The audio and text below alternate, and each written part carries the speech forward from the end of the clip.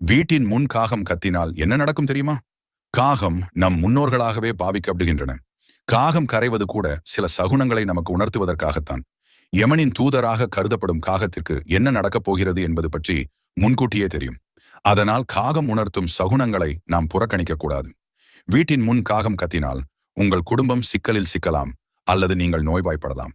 காகம் தெற்கு திசையில் அமர்ந்து சத்தம் எழுப்பினால் அது கெட்ட அறிகுறியாக கூறப்படுகிறது.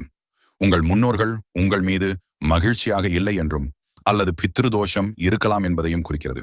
நண்பகலில் காகம் வடக்கு திசையில் சத்தம் எழுப்பினால் நல்லது என்று கூறப்படுகிறது.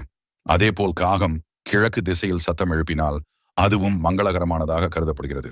காகம் வீட்டு பால்கனியில் அமர்ந்து பலத்த ஒலி எழுப்பினால் விருந்தினர்கள் உங்களிடத்திற்கு வருவார்கள் என்று கூறப்படுகிறது.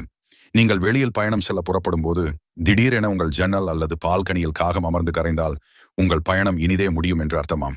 இது போன்ற